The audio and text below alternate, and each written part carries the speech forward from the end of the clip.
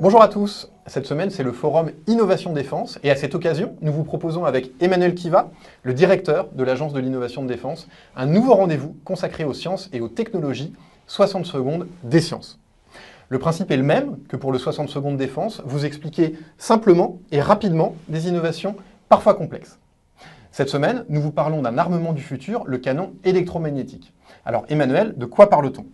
Alors on parle d'une technologie de rupture pour l'artillerie. Au lieu d'utiliser de la poudre pour propulser un projectile, on utilise de l'énergie électrique. Et cela, ça permet d'avoir une vitesse du projectile en sortie de canon extrêmement élevée, jusqu'à 3 km par seconde. Donc les avantages de ce type d'armement, ils sont extrêmement nombreux. D'abord, la portée est très importante, on parle de plusieurs centaines de kilomètres. Également, qui dit grande vitesse, dit meilleure performance de pénétration. Et puis, des cadences de tir qui sont significativement accrues, on parle de 100 coups par seconde. Cela permet également une réduction des temps de vol et donc d'utiliser un tel armement en défense antimissile ou anti-aérienne. Et d'ailleurs, des technologies analogues sont d'ores et déjà utilisables pour propulser dans l'espace des microsatellites. Et puisqu'il n'y a pas de poudre, il n'y a pas de risque pyrotechnique. En France, c'est l'Institut Saint-Louis, dans le Haut-Rhin, qui est expert de cette technologie.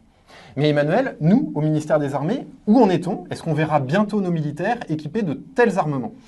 Alors bientôt, au ministère des Armées, ça veut dire à peu près à l'horizon 2030.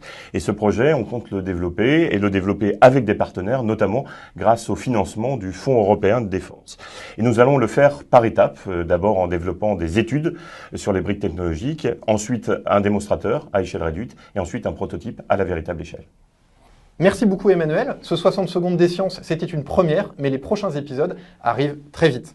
À bientôt.